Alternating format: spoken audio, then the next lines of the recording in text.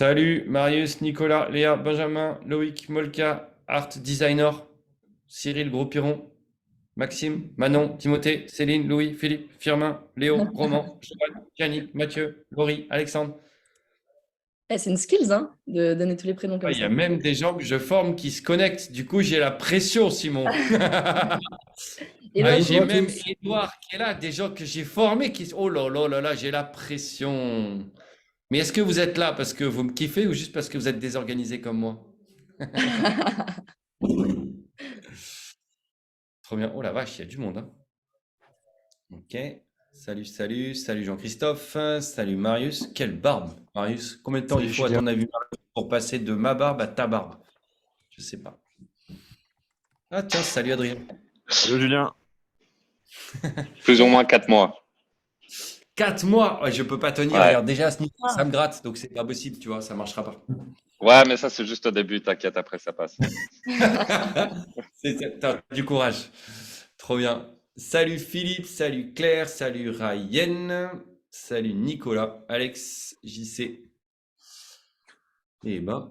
Alors, du coup, hello à tous. Rox qui est là, qui va vous permettre de tout simplement de suivre le. Peut-être que tu peux me mettre en évidence. Attends, je vais le faire. Voilà. Euh, le but c'est pas d'être comme toujours, comme je le fais pour ceux qui suivent les formations. Merci déjà de venir. C'est pas d'être dogmatique. Le but, c'est de vous montrer aujourd'hui comment est-ce que moi je m'organise, comment est-ce que je fais pour m'organiser. Et puis ensuite, derrière, on va pouvoir bosser sur une organisation type de semaine, ou en tout cas, comment est-ce que je faisais quand j'étais sales. La toute première question, c'est est-ce que tout le monde m'entend bien? N'hésitez pas à réagir dans le chat pour si jamais vous avez des soucis de son. Normalement, j'espère que ça devrait aller. Ok, yes, trop bien. Merci beaucoup, Raphaël, Ariane, d'avoir répondu. Donc aujourd'hui également, le but c'est pas non plus de faire un live ou un webinar tout seul. Vous avez la délicieuse Roxane qui, sans elle, le live n'aurait pas pu avoir lieu, puisque c'est elle qui s'occupe de toute l'acquisition et d'envoyer. Donc merci à toi en tout cas, Roxane, pour ça. Et puis c'est également Roxane qui va collecter vos questions. Donc comment ça, on m'entend trop fort? Tu veux que je parle moins fort, Jonathan, c'est ça? c'est Johan, vrai, pardon. ça. C'est T'aimes pas Johan. ma voix, Johan? Je suis désolé. Pardon. C'est mieux? Ça va là, Johan? Ça va mieux? Ok. Du coup, le but, c'est vraiment d'avoir une interaction. Donc, soit vous participez et à un moment donné, je vais vous poser la question. Donc, on va faire un petit exercice ensemble. Et si quelqu'un veut ensuite intervenir, ça sera avec plaisir. Donc, posez vos questions. Rox, elle n'hésitera pas à m'interrompre en me disant, ben, on a des questions qui se rassemblent dans le chat. Et à ce moment-là, on pourra participer. Ok pour vous tous? C'est bon? Très bien. Eh bien, écoutez, dans ces cas-là, je vous propose qu'on enchaîne et qu'on démarre. Le tout premier exercice, ce que je vais vous demander, donc c'est un petit exercice de travail, histoire que ce soit un petit peu interactif. Pour tous ceux qui sont derrière leur PC et qui sont à deux doigts de déjeuner, je vous propose d'aller sur votre application calendrier, que ce soit Google Calendar, que ce soit Outlook ou ce genre de choses. Et puis rapidement, sur la semaine qui arrive, vous allez classer sur une petite feuille blanche, vous allez écrire d'un côté. Sur le côté gauche, vous allez écrire, et Simon, c'est pour toi, on le fera dans quelques semaines. Vous allez écrire le mot important et ici, vous allez écrire le mot urgent. Et en fait, rapidement, en passant au travers de votre semaine, vous allez écrire tout votre calendrier et pour vous, bien entendu, puisque chacun est de son côté va pouvoir écrire sa propre liste, vous écrivez pour vous l'ensemble des choses qui sont importantes pour vous et ensuite l'ensemble des choses qui sont urgentes. Je vous laisse une petite minute 30 en gros, pour lister un petit peu tout ça. L'idée, c'est vraiment de le faire comme vous avez envie de le faire. Donc, moi, je vais le faire en même temps que vous. Je vais prendre moi également mon agenda. Et comme ça, vous allez voir comment est-ce que je m'organise. Donc, si je prends cette semaine et je parle en même temps, lundi, bah, du coup, j'avais une formation. Donc, j'avais une formation chez un client. Donc, pour moi, c'est forcément important. Ensuite, j'ai 4 clients à rappeler mardi. Donc ça, c'est 4 callbacks pour vendre des formations. Donc ça, je me le suis inscrit, c'est client 1, 2, 3 et 4. Ensuite, j'avais un déjeuner avec un client. Donc j'avais un déj. Et suite à ce déj, bah, il a fallu que je fasse un point passionnant d'ailleurs que je vous recommande. C'est un point sur la RGPD. Donc c'était un point urgent. Ensuite, cet après-midi, j'ai de nouveau une formation chez un client. Voilà. Bien entendu, en top priorité sur ma liste, j'avais le webinar d'aujourd'hui. Voilà. Et puis enfin, demain, j'ai beaucoup d'appels de prospection. Donc, j'ai de la prospection toute la journée et j'ai 2 calls clients. Donc, voilà aujourd'hui, en gros, à quoi ressemble ma semaine. Voilà toutes les choses que j'ai classées qui sont importantes. N'hésitez pas à mettre des pouces en l'air si c'est bon de votre côté, si vous avez fait la différence et vous avez pu lister. Est-ce que c'est bon pour tout le monde? Yes, Roman, c'est good pour toi. Parfait. Trop bien. Ok. Johan aussi. J'espère que je parle pas trop fort, Johan. C'est bon aussi. Ok. Mathieu aussi, c'est cool. Très bien. Eh ben, parfait. Maintenant que vous avez fait en gros la différence entre les deux, pourquoi est-ce que j'essaye de vous faire cet exercice? C'est tout simplement, merci Philippine. Ah, tiens, salut. L'important et l'urgent de l'autre côté. Comme vous pouvez le voir, moi, dans ma semaine, en fait, tout est important et j'ai qu'une seule chose qui est urgente. Dans l'organisation du sales aujourd'hui, la plupart du temps, si vous regardez maintenant la différence que vous avez fait entre les deux, il y en a qui ont mis des choses importantes et je suis sûr, si vous êtes un tout petit peu honnête, que là, vous avez mis des choses dans l'urgent. Si vous regardez normalement, en théorie, magie, normalement dans ma semaine, pour moi, sauf la RGPD, rien n'est urgent. C'est-à-dire qu'en théorie, si on est bien organisé, la base de l'organisation fait que si on est bien organisé et qu'on va avoir une semaine qui se déroule dans un espace-temps comme ça, si potentiellement j'arrive à bien séquencer toutes les actions que j'ai à faire dans la semaine, dans le mois, dans l'année, pour les entrepreneurs, je dis n'importe quoi, la déclaration de TVA, la note de frais, payer les salaires, très important. On va prendre l'exemple de la déclaration de TVA, puisqu'on arrive sur la fin du mois pour déclarer la TVA. Techniquement, la déclaration de TVA, moi, je me la suis écrite 10 jours avant. Elle devient urgente quand j'ai une relance de mon comptable qui me dit où est-ce que tu en es. Et donc, uniquement parce qu'à un moment où je vais arriver sur l'échéance sur laquelle je m'étais posé, forcément, ce qui était important va devenir urgent. Et la plupart du temps, dans l'organisation d'un sales, tout ce qui va être urgent va forcément être lié au business. C'est-à-dire que le business approche, on sent qu'on va signer le client et c'est ça qui devient urgent. Business. Alors que pas du tout. Ce qui est important, c'est planifier ses calls, on va le voir. Ce qui est important aujourd'hui, c'est d'appeler ses clients, appeler les prospects, faire un webinar, la formation, faire le déj avec ce client. Et en sortant du déj, il m'a dit, mais tu sais que sur son site internet, il manque un truc sur la RGPD. Là, c'est devenu urgent. C'est quelque chose que je n'avais pas prévu, première chose. Donc, c'est OK que ça devienne urgent. Et c'est quelque chose que je ne maîtrise pas. C'est forcément un facteur extérieur. Je m'explique. C'était important d'avoir ces 4 calls avec les clients. Et puis là, j'ai un client, un prospect un peu endormi qui est revenu et qui me rappelle. À ce moment-là, il me dit, je voudrais un devis tout de suite. Ça devient urgent. Je ne pouvais pas le prévoir parce que je ne le maîtrise pas. Bien entendu, dans la vie, on aimerait bien que tout soit important et rien ne soit urgent. Mais c'est ce qui va faire aussi la vie d'un sales, c'est qu'il y a beaucoup de choses qui vont vous tomber dessus. Et donc, pour éviter que tout devienne urgent, c'est là où il va y avoir le premier trick. Potentiellement, dans la case des importants, maintenant, vous effacez l'urgent, vous aussi. L'urgent, c'est quelque chose que vous ne maîtrisez pas. En revanche, la plupart du temps, ça va être hyper important de hiérarchiser l'importance de ces tâches. Aujourd'hui, moi, qu'est-ce qui est important pour moi? D'abord, ce qui est important pour moi, c'est les formations. C'est des choses immuables, puisque pour moi, de mon côté, ça implique le client. Ça n'implique pas que moi. Donc, dans les tâches importantes que vous allez avoir à faire dans votre organisation, quand vous avez pris votre semaine, ça, c'est important, je ne peux pas le bouger. Donc, de facto, vous ne le bougez pas. J'appelle pas un client, donc je l'en ai un cet après-midi de 15h à 18h. J'appelle pas un client maintenant pour lui dire, en fait, désolé, je peux pas venir parce que j'ai autre chose à faire. Non, surtout pas. C'est la même chose pour vous. Donc, vous allez pouvoir positionner et hiérarchiser. Et ça, c'est votre propre organisation. C'est votre to-do. Est-ce que pour vous, closer des clients, c'est plus important que de prospecter? C'est votre problème, en fait. Est-ce que déclarer la TVA, ça vient avant que telle ou telle chose? Mais ça également, c'est votre to-do. Le seul truc que je vous propose ici, bien entendu, c'est de vous tenir à cette hiérarchisation. Vous avez sûrement tous dû voir la vidéo où il y a un monsieur qui arrive avec un bac vide, il a des balles de golf, il a du sable, il a une bière, et il dit aux élèves dans quel ordre vous allez devoir mettre les choses. Le bon ordre, c'est d'abord ce qui est gros, ensuite ce qui est un peu moins gros, et puis ensuite le liquide. C'est exactement la même chose ici. Si jamais je commence à bouger les choses qui sont ultra importantes, ben forcément, elles vont avoir une incidence sur le reste, et tout va devenir urgent. C'est là où ça devient le bazar. C'est là où l'organisation du sales, elle est forcément complètement en déroute. Donc moi, les formations, c'est le 1, c'est le bout du tunnel, puisque ça, je ne peux pas le bouger. La deuxième chose pour moi, c'est ça. Le plus important, c'est ça. Et on va y revenir tout à l'heure, ça ne bouge pas. C'est la prospection et les callbacks. La prospection et les callbacks, c'est hyper important. Après, le déj, il peut bouger. Les deux calls clients, ils ne bougeront pas parce qu'ils vont aller chercher, ça va forcément être des choses, mais c'est moins urgent. Je peux décaler un call client, c'est juste pour de l'ajustement, pour un réglage de formation ou autre. Et puis enfin, le webinar, pour moi, c'est exceptionnel en ce moment. Le webinar non plus, je ne pourrais pas le bouger. Donc une fois que vous avez fait le tri dans votre semaine, ce qui est hyper important en fait, et c'est ça qui va être le plus dur dans un sales, pour un sales, pardonnez-moi, c'est de vous y tenir.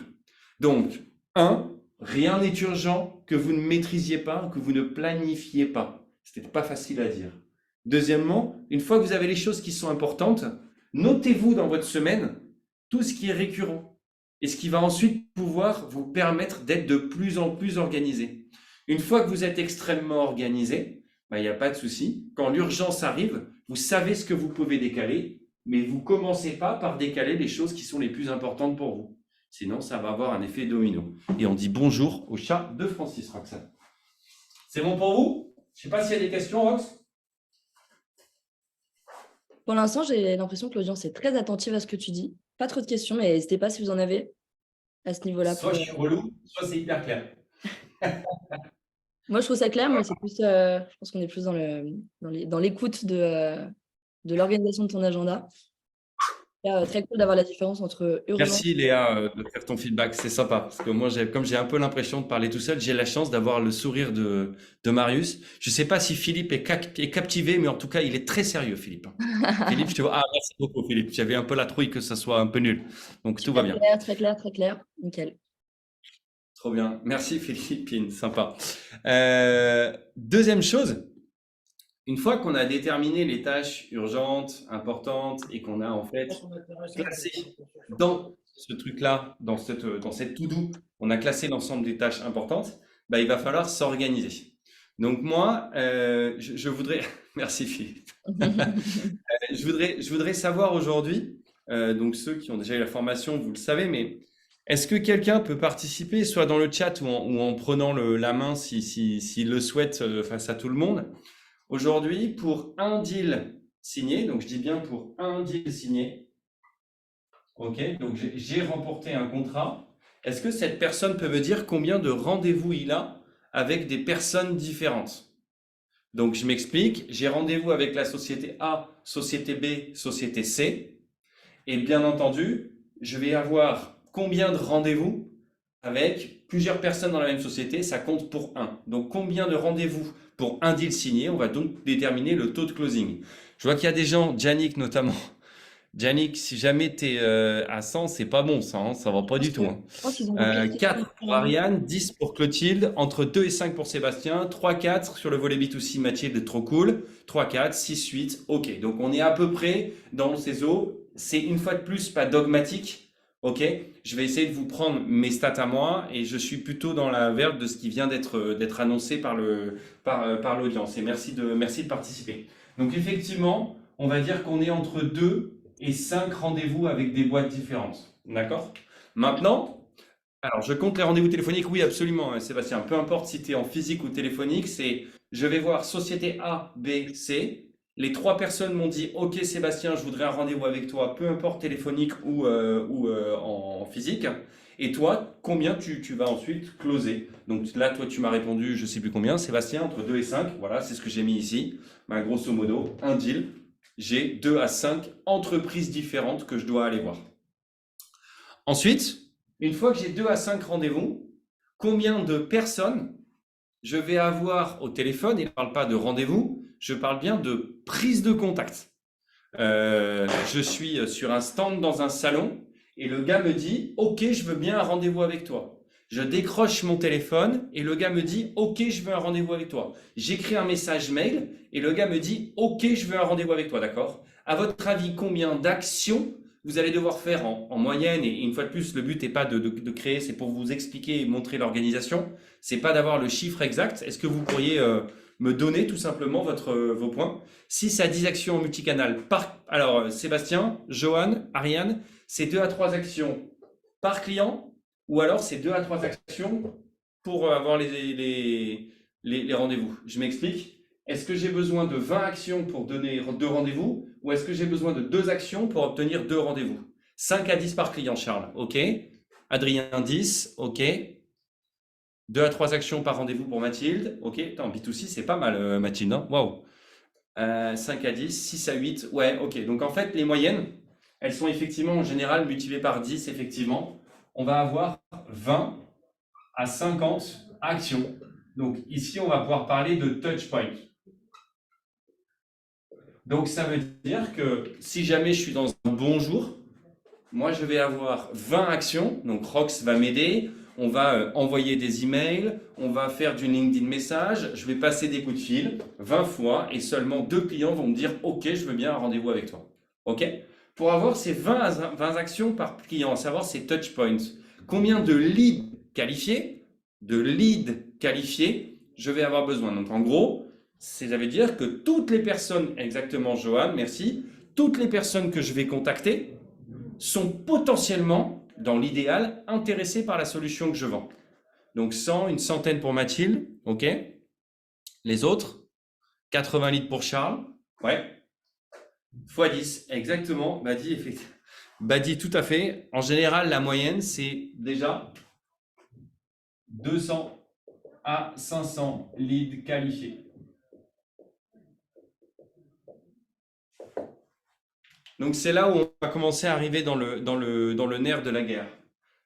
Pour avoir 200 à 500 leads qualifiés, combien de leads je vais aller scraper, donc des leads non qualifiés? Alors, si tu as de la demande entrante, Philippe, ça c'est plutôt cool, tant mieux pour la conversion, mais c'est vraiment, voilà. Plus de 1000 pour Marius? Ouais, à peu près. Exactement. Allez, on va dire plus de 1000. C'est très bien, on prend la réponse de Marius et ça me va bien. x3 pour toi, Johan. Bah, très bien également. Enfin, je sais pas si on dit Johan ou Johan? Johan? Ouais, Johan. Ok, très bien, c'est bon. Ah, Johan, pardon, Je crois que excuse-moi. c'est Johan. Johan, ça fait depuis le début, je suis en train de défoncer ton prénom, mais tu gardes le sourire, c'est très agréable. Donc, ce sont des leads ici qui sont bien entendu des leads non qualifiés. Donc, dans l'océan d'opportunités qu'il peut y avoir pour votre business, je plonge ma main à l'intérieur de l'océan, celui-là je le prends, il est bon, celui-là je l'enlève, hop, il n'est pas bon, celui-là je le prends et tous les bons, ils tombent ici. Pourquoi aujourd'hui, désolé Yoann du coup, donc ici, vous pouvez voir que pour un deal signé, ici j'ai 1000 opportunités qu'il va falloir que je trie. On est d'accord là-dessus, tout le monde est OK. Maintenant, je voudrais que vous me disiez en regardant votre agenda, puisqu'on a fait l'exercice du début, prenez également votre agenda et regardez le temps que vous passez sur les deals et sur les next steps et le temps que vous passez là-haut.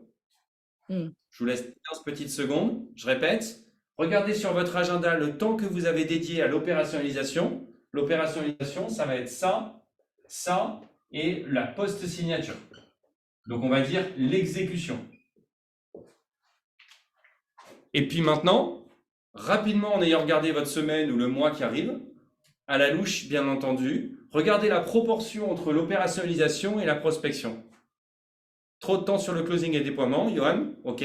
Les autres, en général, grosso modo, on est entre 70 à 80% du temps sur toute cette partie opérationnelle. Voilà, exactement. Je vois que quelqu'un a répondu au-dessus. Je ne sais pas qui a dit. Firmin, merci beaucoup. Et 30% sur la partie, donc 30 à 20% sur la partie préparation. Je pense que vous voyez très bien où je suis en train de vous emmener. C'est qu'aujourd'hui, si jamais on explique dans l'organisation du sales, et on va arriver sur le nerf de la guerre avec des choses qui sont un petit peu poil à gratter, c'est que potentiellement, si je passe 30% de mon temps, dans le meilleur des cas, pour aller chercher un deal, ben en fait, petit à petit, je vais me laisser bouffer par l'opérationnel, comme on l'a dit, puisque l'important monte. La formation pour moi, il faut que je la déploie, il faut que les clients soient contents. Le client me rappelle, il n'est pas content, il faut que je m'en occupe, la signature, le RGPD. Et le jour où je me retourne dans l'autre sens en disant les clients, vous êtes où?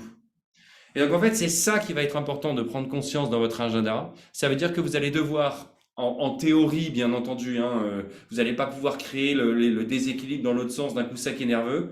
Mais c'est ce message-là que j'essaie de vous transmettre. C'est que à date, on est tous concernés par le 70-80 qu'on met en bas dans l'opérationnalisation parce qu'on est une génération de doueurs, c'est-à-dire qu'on aime faire les choses. Et quand on produit, imaginez-vous, quand on sert un boulon à l'usine, on est content parce qu'on voit les voitures qui se construisent et ça monte. Mais tout le mec en avant en R&D pour savoir si c'est le bon boulon pour serrer pour serrer ses boulons, il voit que si c'est le bon boulon ou pas. Lui, on le voit pas. Sauf que le temps qu'il a fallu passer en R&D versus le temps que je passe pour serrer les boulons, c'est exactement la même proportion. Passer plus de temps en R&D qu'à serrer des boulons, mécaniquement, il vaut mieux être contraint par le temps parce que vous passez trop de temps ici que trop de temps ici. Parce que si vous passez trop de temps ici, là, vous aurez plus de temps pour faire ça. Et là, ça devient la cata. Je vois qu'il y a des questions, Rox. Yes, Jean, il demande si, en gros, les chiffres, est-ce qu'ils sont valables pour des marchés de niche aussi? En gros, sur des marchés avec peu de clients et peu de cibles et avec peu de deals par an, comment est-ce qu'on fait pour l'organisation? Ouais, bien sûr. Et c'est exactement la même chose, Jean. Aujourd'hui, c'est pas parce que j'ai 1000 ici. Imagine que j'ai 50, 100, 200 clients, ce qui était le cas à l'époque. 200 clients dans mon portefeuille pour moi et uniquement 200 opportunités.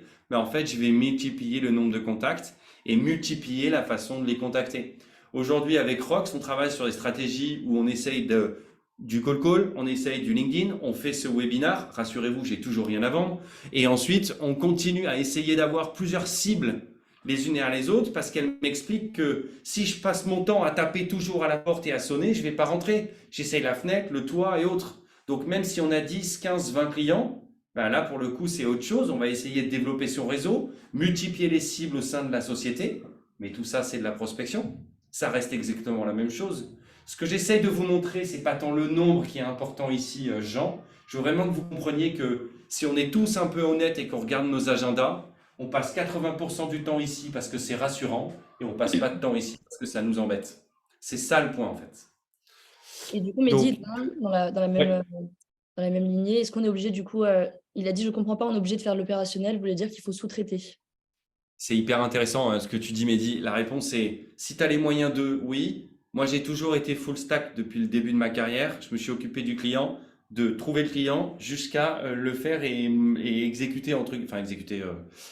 J'ai été tueur à gages dans une vie et du coup, j'ai exécuté tous les clients. Non, ce que je veux dire, c'est que je m'occupe du client du début jusqu'à la fin. Et Mehdi, aujourd'hui, c'est que si jamais toi, de ton côté, tu vas chercher tes clients et que tu vas dans l'opérationnel, à un moment donné, si effectivement ta taille de boîte, elle fait que tu peux faire que de l'opérationnel parce que c'est ton job, oui, tu te poses la question d'externaliser. Mais attention, c'est jamais au détriment. Après, qui va le faire? Ça, c'est à vous de choisir en fonction des moyens que vous avez. Moi, je connais pas la boîte et je pourrais pas te dire si, il faut absolument externaliser. Mais si aujourd'hui ta capacité est uniquement centrée sur l'opérationnel, je reviens à l'ouvrier de chez Renault parce que c'est pour moi hyper intéressant. Lui, quand il est en train de serrer son boulot, on lui demande pas de réfléchir au boulon d'après. Et donc, ils ont bien externalisé. Mais au début, c'est le même mécanicien qui faisait tout. Et à partir du moment où on a commencé à développer en masse, c'était autre chose. Donc, c'est pour ça que c'est vraiment hyper important.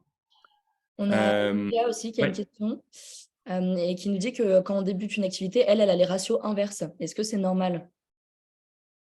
C'est-à-dire qu'elle passe plus de temps ici que là? Elle dit quand on Oui, débute une forcément. activité et qu'on Parce que, clique sur notre feuille, quand on a démarré, ouais, bien sûr, quand on a démarré avec Rox et qu'on a commencé à parler au B2B, on était on était content parce qu'il y a un client qui nous avait appelé. Et ensuite, on s'est dit, tiens, comment on va faire pour essayer de comprendre qui c'est? On va essayer de voir qui on va contacter, comment on va les contacter pour essayer d'obtenir du rendez-vous. Donc ça, c'est le principe de tirer la pelote. Bien entendu, ça va petit à petit arriver dans cet état d'esprit. Au début, au contraire, alors je ne sais pas qui a posé là, oui, Léa, pardon. Léa, au début, tu es dans ton activité géniale. Si jamais aujourd'hui, tu peux garder en tête tout le travail que tu es en train de faire aujourd'hui, on a tendance à dire, on va semer de la prospection et ensuite on va récolter. Ce que je te demande en fait paradoxalement, si tu es OK Léa, c'est de continuer ta prospection alors que tu es en train de semer. Et comme on a un peu d'excitation, on a cette espèce de truc intangible qui fait que on est en train de closer des clients, on bascule pour les satisfaire pour être sûr de ne pas les perdre et on arrête un peu la prospection parce qu'on s'est dit c'est bon, j'en ai fait assez et ça suffit. Et quand il faut s'y remettre, c'est cette séquence-là qui est la plus dure à trouver. Passer de là à là, c'est ça le plus dur. Une fois que vous êtes fixé, vous arrivez soit à l'automatiser, soit à le faire faire comme on disait avec Mehdi, d'arriver à l'externaliser parce que je ne peux plus le faire personnellement. Bah là, c'est parfait, tu seras dans un bon point et je te le souhaite bien entendu, quoi. Et du coup, est-ce qu'il y a un bon équilibre entre du coup, toute la partie 30% et 70%? Ouais, c'est un très bon point. Ouais, le bon équilibre, il est quoi? C'est que si on dit que c'est cette partie A, le mec fait des cours de maths. La partie A doit nécessairement être toujours supérieure à la partie B. C'est tout. C'est la seule proportion qui existe. Dans votre semaine, vous devez en faire au moins 50,1% de prospection versus 49,9% d'opérationnalisation. Dans l'idéal, c'est ça. Et je suis le premier concerné dans l'excitation, et tu le sais, Rox, parce que quand on signe, c'est vraiment cool. Voire quand on signe des gros deals, on a envie de les mettre en place et on se dit, ouais, c'est bon, je suis au chaud. Mais quand il faut y repartir, c'est hyper dur. Donc voilà, c'est vraiment important, vraiment important de le faire dans ce sens-là. C'est bon pour les questions, Rox, il n'y en a pas d'autres? Yes, ça a l'air bon. Ok, trop bien. Donc, comment est-ce que je fais aujourd'hui pour que la partie A, elle soit supérieure à la partie B? Alors là, c'est une organisation que je mets en place avec des tableaux qui s'effacent. Oh la vache! Il est dur le tableau. Hein. Quel enfer ce truc! Ouais. Donc, ce que je propose, attends, je vois qu'il y a une question qui est intéressante. Est-ce que pour aller dans cette direction, la solution est de tout automatiser? Je ne sais pas ce que tu entends par automatiser, Mathilde. Moi, je suis achète du petit. Tu pourras me donner ta marque de petit, Charles, s'il te plaît. Mathilde, aujourd'hui, automatiser, ça veut dire quoi? En tout cas, séquencer et s'organiser, moi, je te propose. Tu veux digitaliser, tu veux prendre quelqu'un en externe, c'est comme tu veux. C'est vraiment pas, le but n'est pas de, là pour le coup, j'ai pas de dogme sur comment tu veux automatiser. En revanche, séquencer et dédier plus de temps à la prospection, ça c'est sûr et certain. Donc, des moyens, et les moyens, tu les mets où tu veux, temps homme ou digitalisation, ça après c'est toi qui choisis. Donc, si on prend une semaine traditionnelle, donc qui commencerait le lundi, mardi, mercredi, jeudi et vendredi, l'idée est de pouvoir, dans un emploi du temps sales, d'abord d'avoir des stylos qui marchent pour que vous puissiez lire au tableau. Ça, c'est la première chose. Voilà. Toujours pas. Et puis ensuite, d'essayer d'éviter la routine. C'est vraiment hyper important. Éviter la routine, comment on fait? Moi, je suis quelqu'un qui s'ennuie très, très vite. Et donc, qu'est-ce que je fais? J'essaie de m'organiser semaine A, semaine B. C'est très, très couillon, mais en tout cas, ça a bien marché jusque-là. Donc, je prends la semaine A et la semaine B. La semaine A, elle va être en rouge. Et la semaine B, elle va être en vert. Comme je n'ai pas perdu une seule personne dans ce webinaire, si je fais référence à ce qu'on a fait au début, a priori, ça devrait être bon. Je regarde ma semaine. J'ai regardé mes actions sur l'important et l'urgent. Et donc, je vais prendre toutes les actions importantes, immuables, soit qui impliquent les clients, soit les choses que je ne peux pas bouger parce que ça implique la team, parce qu'il y a un événement extérieur. Bref, tout ce qui est immuable, ben, je vais d'abord le noter. Donc, on va dire c'est l'action numéro 1. OK? Dans l'action numéro 1, ben, je vais la positionner dans la semaine A, et elle me prend X heures. OK, ça c'est l'action numéro 1. Je vais jusqu'au bout du concept et après, si je ne suis pas clair, vous me poserez des questions. Action numéro 2. L'action numéro 2, ben, c'est celle qui me prend un peu moins de temps. Ben, je la mets un peu ici, un peu ici, un peu ici, un peu ici, et ainsi de suite. Et derrière ces actions-là, je reprends mon exemple pour que tout le monde soit au courant. L'action numéro 1, pour moi, c'est les formations.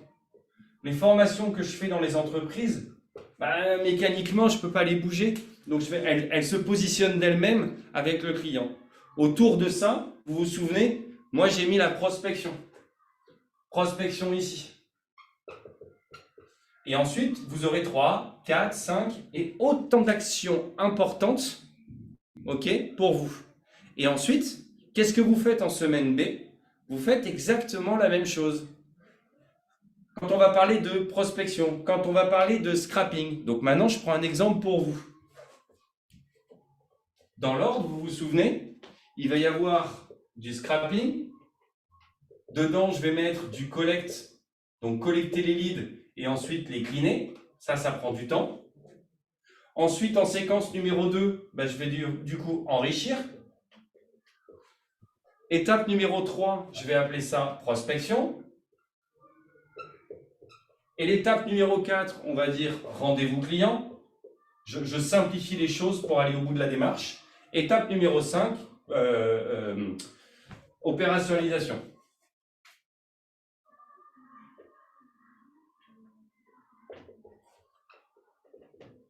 Une fois que j'ai fait ça, nous, dans ce qui nous intéresse, le plus important, c'est scraper, cleaner, prospecter. Parce que c'est ce qui est censé nous prendre la fameuse tâche A supérieure à la tâche B. D'accord? Donc, j'ai positionné ma tâche numéro 3. Je l'ai positionnée ici. Semaine B, pour éviter d'abord de me lever tous les lundis matins en me disant relou, à 9 h, j'ai du scrapping tous les lundis. Je vais repositionner la même tâche, sauf que je la mets à un autre endroit. Je ne la démarre pas le matin peut-être, je la démarre en semaine B, je la démarre à 10 h ou à 11 h. Le mardi, je le fais ça. Mercredi, jeudi. Et en gros, je varie les plaisirs. Au lieu de faire ici enrichir, ici, moi, je vais faire de la prospection. Là, ici, je vais de nouveau prospecter. Et ainsi de suite, vous avez compris le système. Donc, en fonction de la semaine A et de la semaine B, je vous recommande d'organiser votre agenda sur Google Meet ou ce que vous avez comme logiciel et de vous créer en gros des espaces-temps. Du coup, mon client m'appelle, moi en formation, et il me dit « Julien, j'aimerais faire une formation avec toi sur… » Ouais, je suis dispo jeudi matin, mercredi après-midi et vendredi après-midi. Et je ne suis pas en train de lui dire « Bon, voilà, attends, prospection, vas-y, ça me saoule, donc du coup, ça c'est bon, c'est fait. Je suis dispo lundi matin si tu veux. » Parce que c'est exactement ce qui se passe. Donc, une fois que j'ai organisé ma semaine comme ça, ce qui est hyper important, c'est que dans les 2 semaines, coup sur coup, semaine A et semaine B, vous ayez systématiquement 2 choses. D'abord, c'est un truc qu'on va appeler temps libre. Hop là. Et ça, c'est quelque chose que vous retrouvez soit en semaine A, soit en semaine B. Vous le mettez à 2 endroits différents. Et donc, ça, c'est des moments où vous allez pouvoir, à un moment donné, gérer l'imprévu, le fameux temps libre. Et ensuite, vous allez vous créer d'autres blocs. Certains, peut-être, ont des réunions, des recurring chaque semaine. Donc, ça, pareil, ce sont des blocs immuables. Et puis, le fameux bloc administratif. Je ne sais pas où vous le mettez. Gestion du podologue, ce que vous voulez. Mais vous le mettez à un autre endroit. Et comme ça, ma semaine, elle est complètement préparée. Lorsque j'ai des imprévus, je ne suis pas en panique et je ne suis pas en train d'enlever des choses urgentes ou importantes. Je ne suis pas en train d'enlever des choses importantes, donc je ne fais pas devenir urgent les choses. J'ai à aucun moment la panique dans mon agenda et je conserve surtout le plus important dans l'organisation du sales. Je conserve cette fameuse proportion. Prospection doit être supérieure à opérationnalisation. Plus vous anticiperez. Attention, je ne vous demande pas de noircir la totalité de votre agenda sur les 2 prochaines semaines, parce que alors là, quand on l'ouvre, l'enfer, on a envie de le refermer et de repartir au lit. Surtout pas. N'oubliez pas, en fonction de votre flexibilité, de vous donner du temps libre, ok? Et puis ensuite, une fois que tout est fixé, j'évite systématiquement de me dire, le scrapping, collect, clean et enrichir, ça c'est les 2 choses qui me saoulent. Du coup, non, mon mercredi matin, il est dispo. Donc, c'est vraiment ça pour moi qui va faire l'organisation du sales et je terminerai par là. Organisez-vous de votre côté toute votre semaine en vous laissant des temps libres et des soupapes de décompression pour gérer l'imprévu. N'oubliez pas de vous organiser sur 2 semaines pour varier les plaisirs, pour éviter d'avoir des semaines systématiquement qui se ressemblent les unes après les autres. Ensuite, n'oubliez pas que rien n'est urgent que vous ne maîtrisiez pas. C'est donc, vous prenez la totalité de vos tâches dans la semaine, vous les hiérarchisez du plus important au moins important, et là, vous vous apercevrez naturellement ensuite que vous allez pouvoir enlever certaines tâches que vous pensiez importantes. L'urgent, du coup, il va être géré dans les temps libres, et on va surtout, mais vraiment, si vous devez retenir une seule chose de ce live, maintenir votre organisation pour que la partie prospection soit, quoi qu'il arrive, systématiquement au-dessus de la partie opérationnalisation. Voilà pour moi. Je ne sais pas s'il y a des questions, Fox. Ouais, Julien, il y a une question. Au niveau de la gestion des emails, est-ce que tu as des préconisations là-dessus? Le point 5 n'est pas lisible d'après Maxime. Le point 5, c'était opérationnalisation, Maxime, mais c'est vraiment les tâches à toi d'hiérarchiser. Pardon, je réponds en même temps. Alors, dans la gestion des emails, il y a deux façons. D'abord, moi, j'envoie très peu d'emails. Ça, c'est la première des choses. J'envoie très peu d'emails parce que les gens répondent jamais. Tu connais ma réponse pendant le call, hein. Je préfère vous appeler plutôt qu'envoyer un email parce que le Gmail, je dois mal les écrire, personne ne me répond jamais. L'email, c'est une façon un petit peu de se dédouaner. C'est-à-dire, j'ai envoyé un email. La réponse, exactement, Badi. La réponse, je l'ai jamais. Moi, j'appelle les gens et j'acte ensuite, et donc j'envoie des invitations. Quand bien même, il y a peut-être d'autres professions dans lesquelles je ne suis pas, qui nécessitent d'acter par email. Je pense que la gestion des emails, c'est propre à chacun. Je me créais une règle à l'époque. Tous les mails où j'étais en copie, je créais une règle qui allait dans une boîte en copie. Je partais du principe que si j'étais en copie, c'était du pour info. Du coup, déjà, ça vide au moins de la moitié des mails. Et puis enfin, la deuxième chose, c'est que dans cette gestion des emails, ça va forcément se gérer en fonction de l'importance. Et donc là, de nouveau, on a vite tendance à traiter l'opérationnel plutôt que de traiter la prospection. Donc là, je vous mets une règle. Essayez de ne pas tomber dans le piège de OK pour notre transaction et plonger dans l'opérationnel. Essayez de traiter vos mails au jour le jour en commençant. Et donc là, il y a beaucoup de règles qui existent dans la hiérarchisation des mails. En fonction du sujet et autres, on peut traiter plus ou moins les mails. Moi, sincèrement, de mon côté, j'ai de moins en moins de mails parce que j'en écris de moins en moins. Plus vous en écrivez, plus vous en aurez, ça c'est sûr et certain. Et enfin, j'ai quand même envie de vous livrer un petit secret qu'avait un de mes anciens boss, mais je tairai le nom pour éviter de l'afficher. À chaque fois, ce qu'il faisait, c'est quand il avait trop de mails, à son retour de vacances, il faisait un CTRL A et il supprimait tous ses mails au retour de vacances. Et donc, en fait, ce qui se passait, que tous les mails importants, les gens le relançaient forcément. Je sais pas s'il se reconnaîtra si jamais un jour il regarde ce live, mais ça me faisait bien marrer. Et donc, résultat des courses, c'était cool parce que quand on n'a pas la réponse, et donc cette même personne disait, bon, je vais jusqu'au bout, cette même personne disait, quand j'envoie un mail, c'est à moi qui incombe d'aller chercher la réponse. Complètement lunaire. J'ai envoyé un mail. Ce qui paraît logique dans je t'ai envoyé quelque chose, non, mais quand on est prospect, c'est à nous de relancer les mails et autres. Donc, bien entendu que, c'est une tannée. Donc, moi, j'arrête les mails, 100% téléphone ou message sur LinkedIn. Voilà. D'autres questions, Rox? Je pense qu'on est bien sur les questions. N'hésitez pas si vous avez des questions sur l'organisation, si vous avez même des tips que vous voulez partager aussi. Ça pourrait être... c'est sympa aussi de voir comment... Sur un marché ouvert avec de gros potentiel de leads, sous-traiter la qualité de contact peut être pas mal. Ouais, effectivement, je suis d'accord. La vente par mail, c'est pas ouf. Après, tout dépend comment s'appelle ton secteur d'activité, Mehdi. Il y a des gens qui arrivent très très bien. Moi, je suis nul. Je sais pas les écrire et voilà, je sais. C'est vraiment une question d'affinité. Il y a des gens qui sont très très bons en mail. Moi, j'y arrive pas. Je suis meilleur en live, je suis meilleur au téléphone. C'est une question d'affinité, quoi. Les mails, c'est n'importe quoi. Après, ça a l'air d'être assez unanime quand même. Est-ce qu'il ne faut pas rajouter des quasi-mails dans l'orga? Si, Badi, bien entendu. Et je répète, si vous avez aujourd'hui l'ensemble des tâches qui sont importantes et si votre société ou votre boulot implique systématiquement d'avoir beaucoup de mails à traiter, bien entendu que vous allez traiter des mails. Mais voilà, moi je pense que c'est hyper compliqué. Regardez une solution, ça leur fera plaisir, qui s'appelle Catalyse, K-A-T-A-L-Y-Z, qui permet d'éviter trop de mails. C'est une application que deux gars hyper sympas ont développée.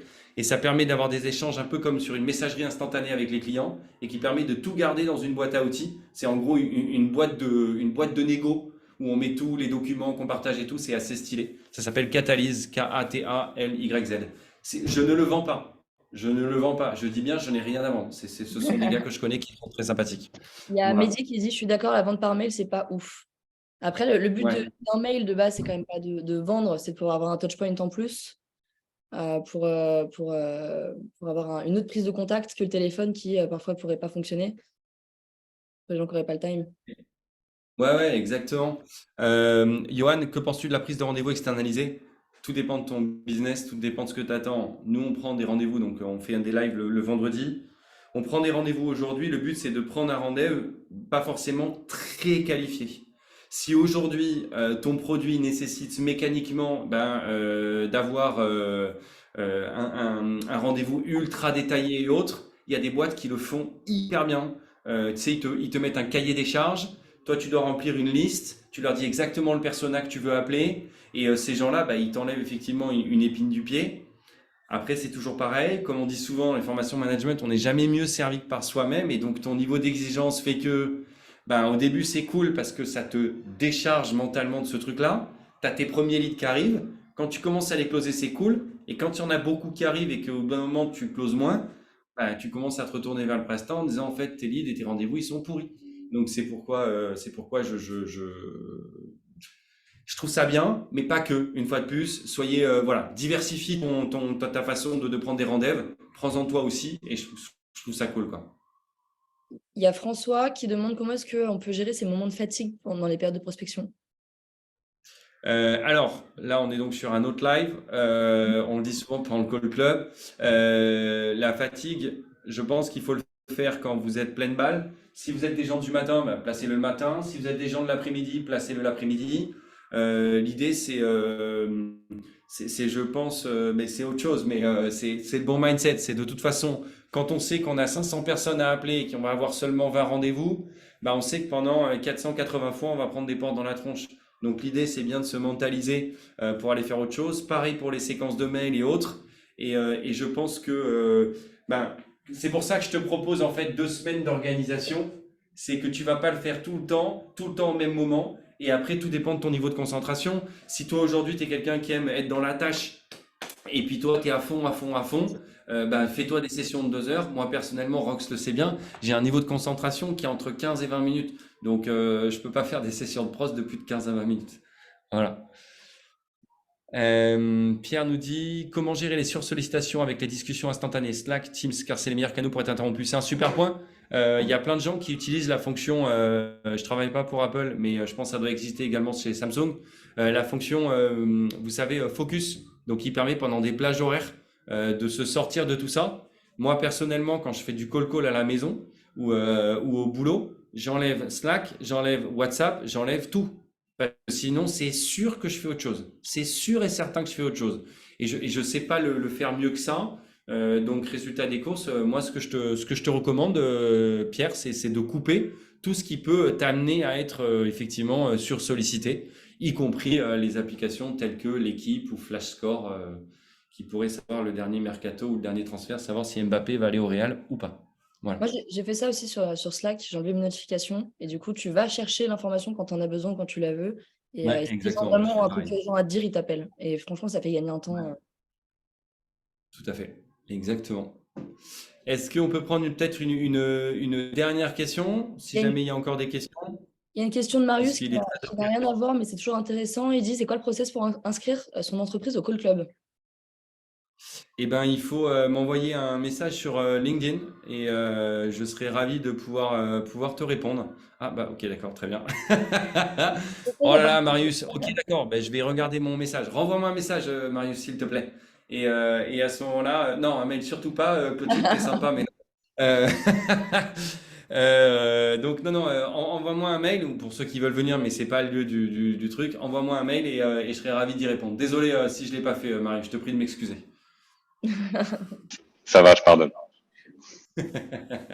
Ok, trop bien. Ok, bah écoutez, il est 13h15. L'important dans une réunion, c'est de débuter et de finir à l'heure. On avait prévu On est au 45 col, minutes, là. Rox, si je dis pas de Ouais, bêtises. C'est ouais, ça? Ouais. parfait. Trop bien. Et bah écoutez, merci infiniment de m'avoir écouté. J'espère que ça a été utile pour vous.